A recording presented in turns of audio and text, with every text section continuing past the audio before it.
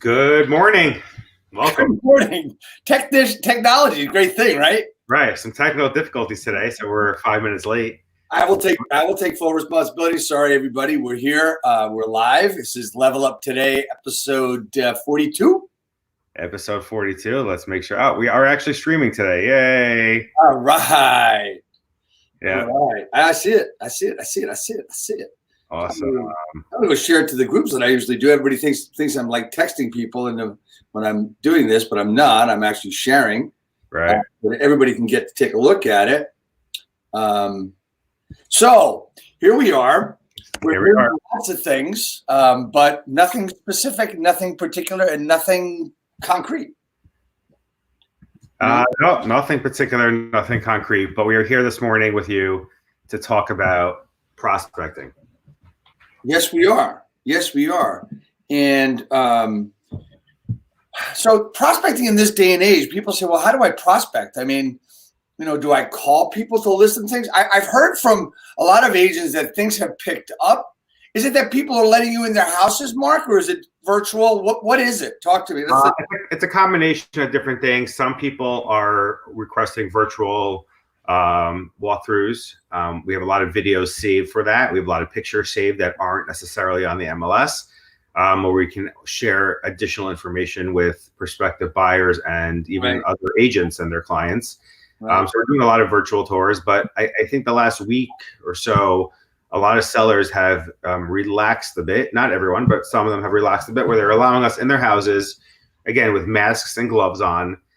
They walk out, either at the backyard or for a walk, so there's less people in the house. And we go in one at a time, with one client or sometimes just a husband and wife.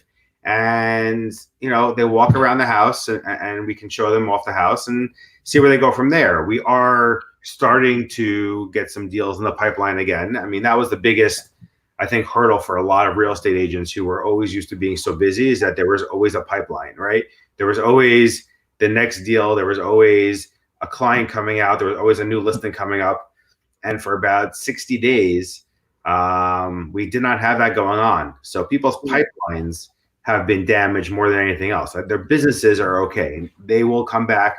They will be stronger than ever. They will do business this year. But to have a 60-day lull for real estate agents was a difficult time. And it wasn't necessarily like that for the mortgage brokers, because the mortgage brokers, a lot of them had refinance business. So while they may not have had new purchases in the 60 days, they had refinance business. So their pipelines are still somewhat intact. They may be a little lower than they were, but real estate agents really got hit hard. And I think now that people are allowing agents and buyers into their houses, should be the time that sellers really start talking about putting their house up again and getting it sold.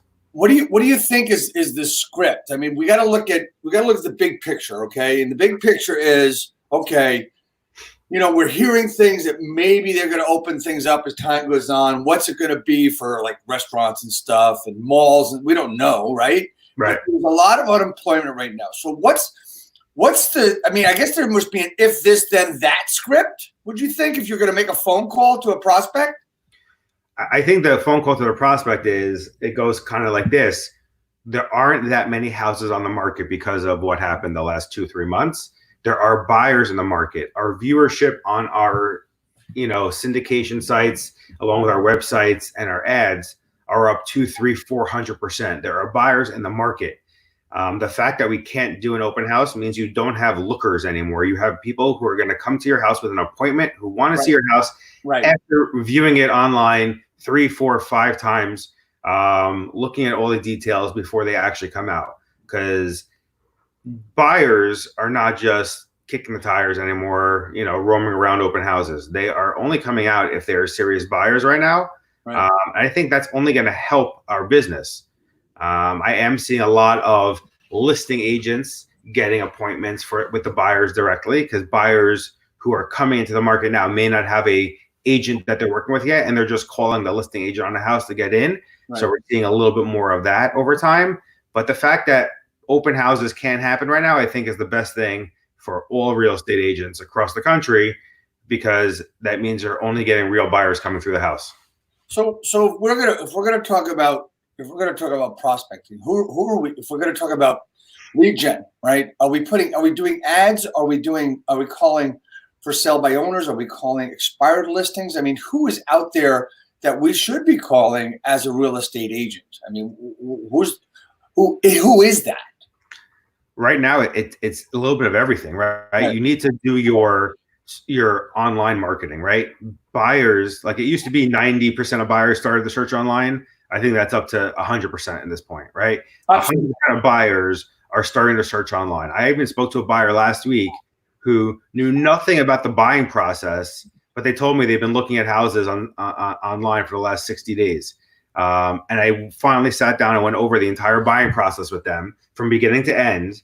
And I locked them in as a client long term because now they understand what goes into buying a house, what they have to think about. I help put together a dream team of professionals for them where they have recommendations for, the right mortgage professionals, the right attorneys, like everything's set up for them. And they're like, the value you just brought us is incredible compared to just looking online and trying to go see houses. So I think you need to get your ads on social media, online, on Google, getting the buyers to come talk to you. So that's a buyer prospect.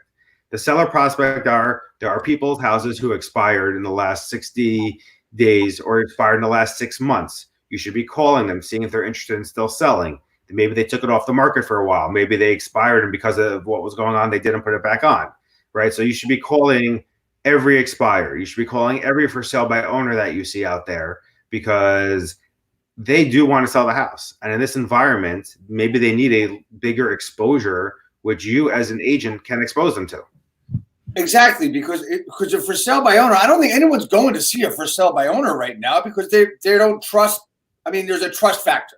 Not that you don't trust the people or trust the virus or whatever. I think it's a matter of trust of knowing what's going on, So I think that's your number one thing. I think as far as ads are concerned, I think we take a step back instead of looking for that hot lead. I think we got to put ourselves out there a little bit more with engagement ads first and then go after a lead ad. What do you think about that?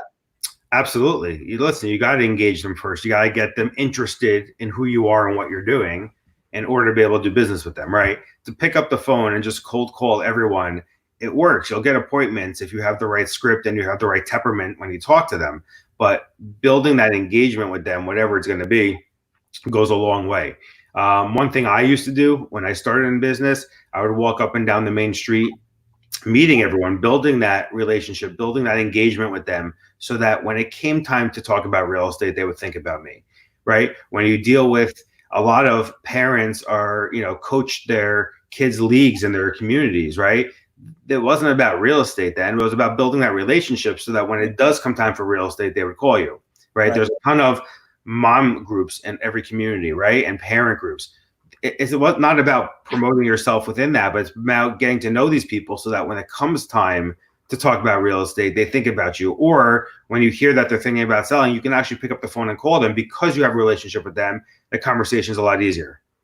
So it's the whole thing about getting known, the whole thing. I mean, there's a book I read by Mark Schaefer a long time ago, and I actually just picked it up again yesterday.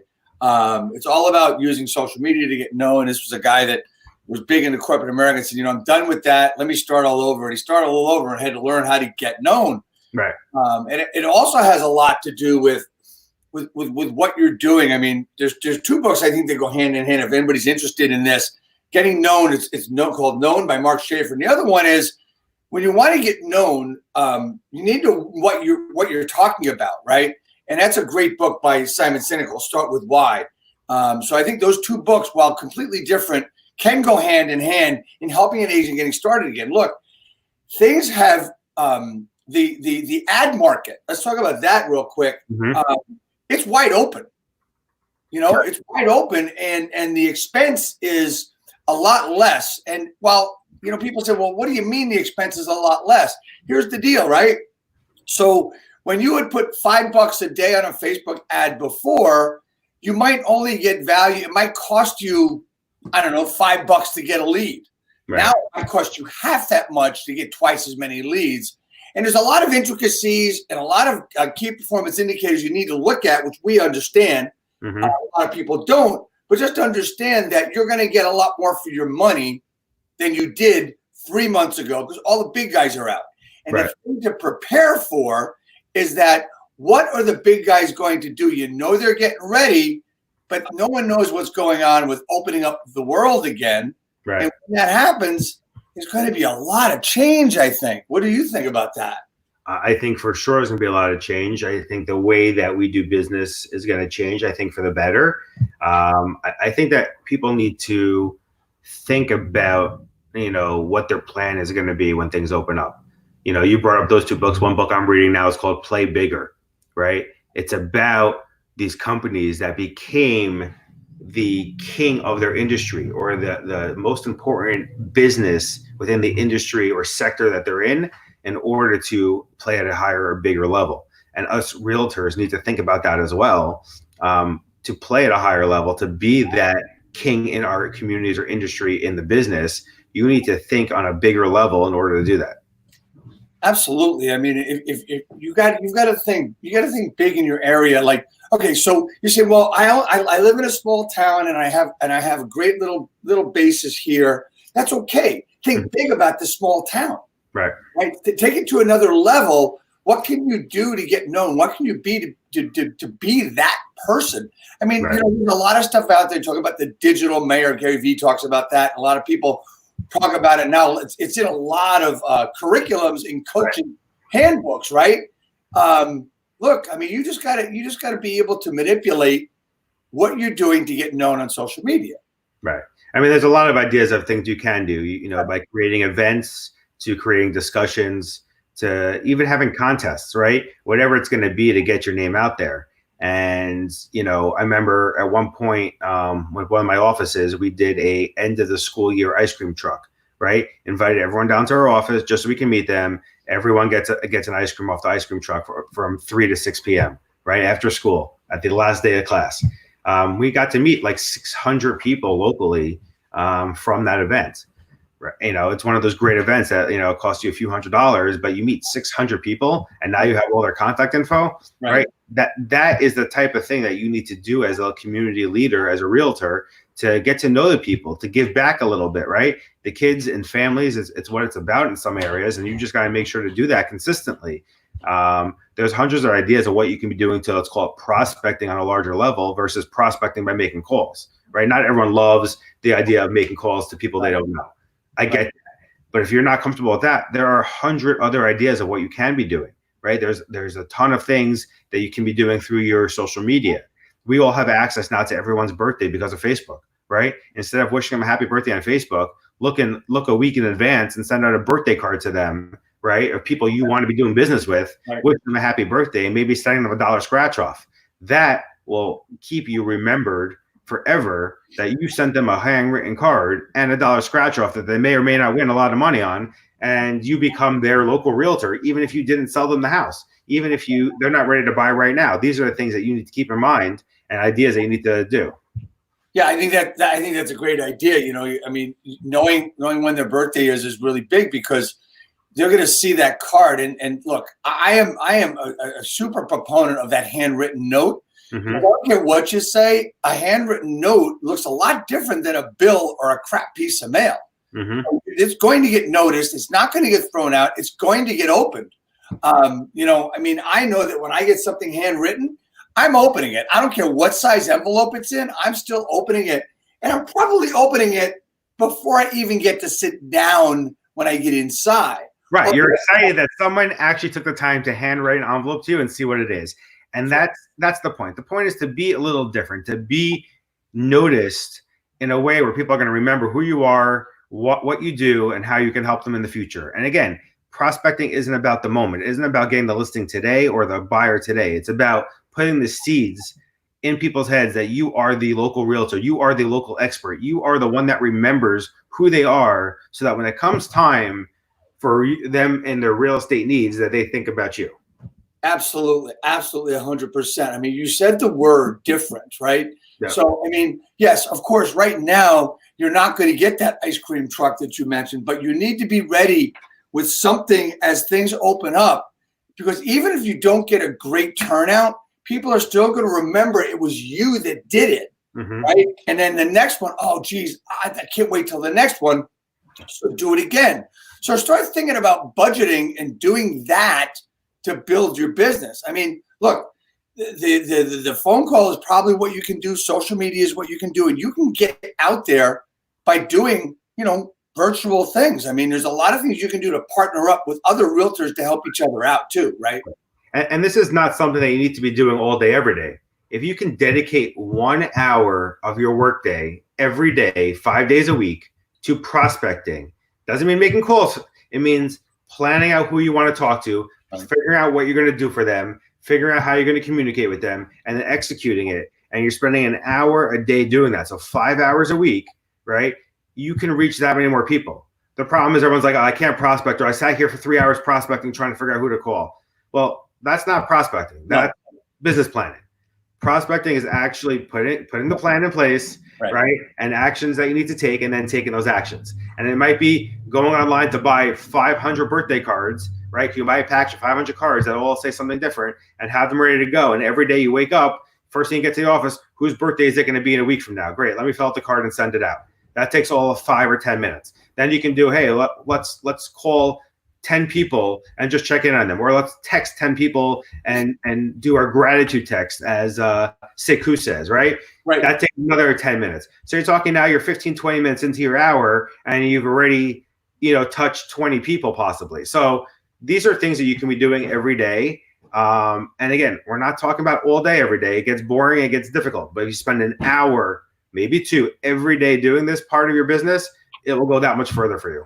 Yeah, I want people to look at things too. I mean, let's look at this. I mean, yesterday I did my Monday Live at 5, which was all about the sphere of influence, right? I talked about 3 different ways: the old way, the new way, and the post-COVID ways, right?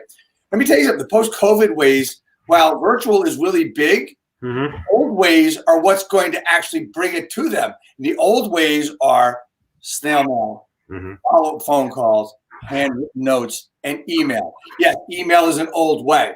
Because when email came out, everybody wanted email, and they couldn't wait to open their email to see if they got something. Right? You get an 80 to 90% open rate. Now your open rate is 8 to 16. If you're lucky. It's a crazy way the world has changed, but we got to adapt. You got to figure out what you can do that's going to get people to notice who you are, what you're doing, the value you're bringing to them, and that's the key. It's not just sending them something. It's like sending them something of value, sending them something that they're going to care about, right? So that they remember you. And that's really what it comes down to. And there's hundreds of ideas out there. Dave and I are always available to talk to you. If anyone wants to actually have a coaching call on this, we are available to do that. But these are the things that are going to help build your business. And it's not about, again, doing more than an hour or 2 of this a day, but it's about being the consistency of doing it every day for that hour, 5 days a week, 12 months a year. And you'll see that over the course of 12 months, over the course of 24 months, your business will grow from it, because it's not something that's going to happen immediately today. It's going to be that relationship that you're building over time that builds your business for long term. I think you hit the nail on the head. Everything you said today, I mean, there's things I'm taking out of every little blurb. One was different. Now consistency is the other number. An hour a day, that's not a lot. Here's the thing.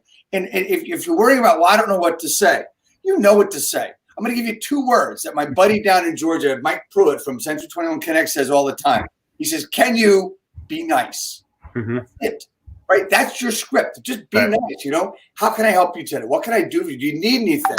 I got to go to the grocery store later. I'd be glad to drop something off if you need it. Those kinds of things, right? That's the change. That's this change in the script. That's flipping the script to being from the 1990s to the 21st century post-COVID. That's what it is.